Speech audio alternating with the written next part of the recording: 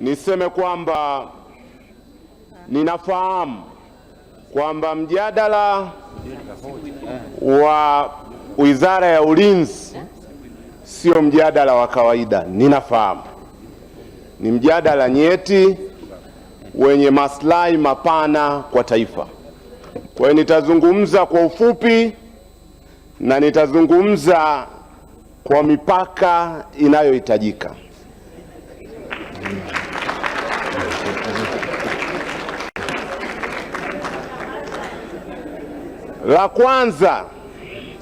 Jambo la kwanza ni juu ya maslahi ya maveterani wa vita ya Kagera.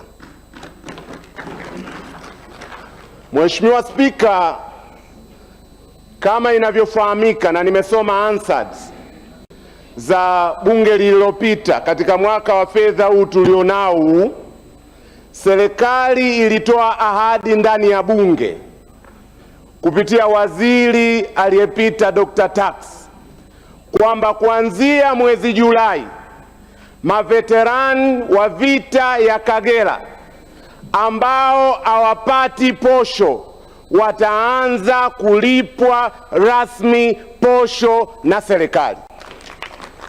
Hiyo ilikuwa ni ahadi ya serikali kwa mashujaa wetu. Mheshimiwa, anaongeza muda mpaka tumalize kazi yetu.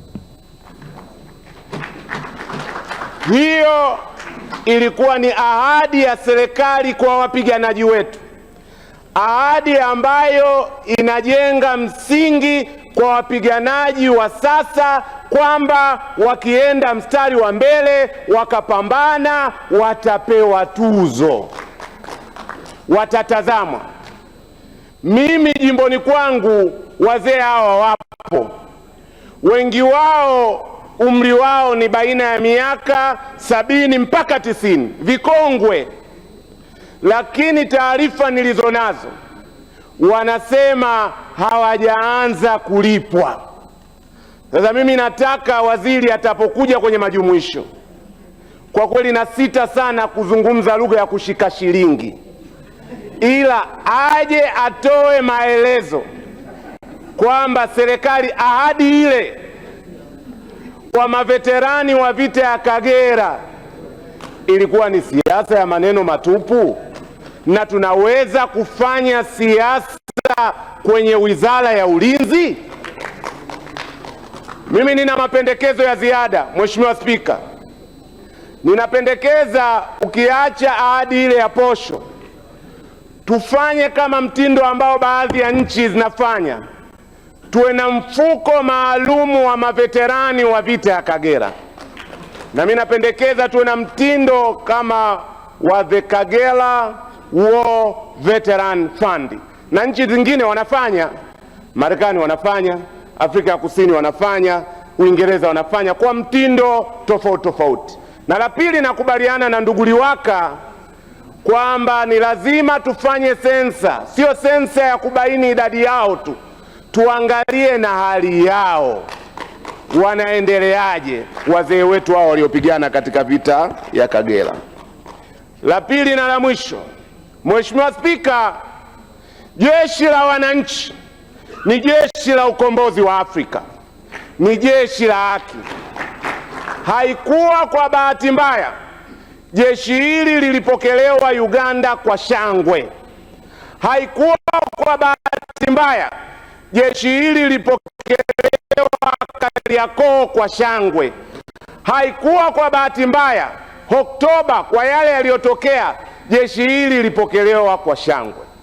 Natoa changamoto kwa jeshi, kuna kitu kimoja wakilinde kwa nguvu zote. Kitu hiko ndio roho ya thamani yao. Jeshi lijitenge na siasa. Hiko ndio kitu kilinde kwa nguvu zote. Hivi karibuni vimekuwepo vidole, na huwa wanasema kwa sababu jeshi bado ni chombo, hata katika zama hizi ambazo tunasema utumishi wa umma umekuwa politicized, bado imani ipo. Bado muda wako umekwisha.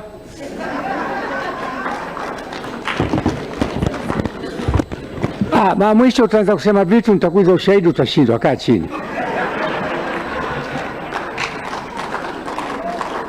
Mheshimiwa mtoa hoja.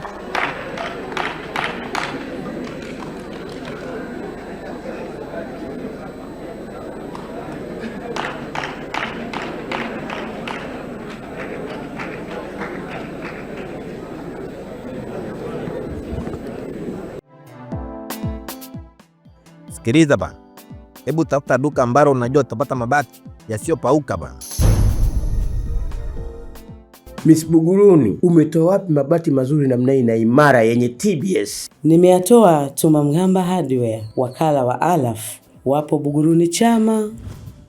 Hebu mimi niwaishe nikajenge.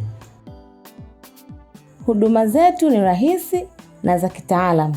Unalipia, unapewa risiti na unachukua mzigo wako papo hapo bila msongamano. Tumamgamba Hardware sasa tunakuletea mabati yako pendwa ya Sibadumu, Covermax, Versatile, Roman Tile, Tech Deck, Racing Coat pamoja na Max Cover.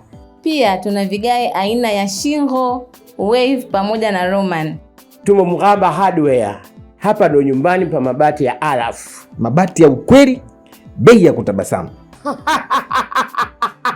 Kwa mawasiliano, wasiliana nasi kupitia namba 0754 300 746 au 0655 300 746. Pia unaweza kuwasiliana nasi kwa barua pepe mghambatumaini@yahoo.com. Tumamgamba Hardware, nyumbani pa mabati ya Alaf.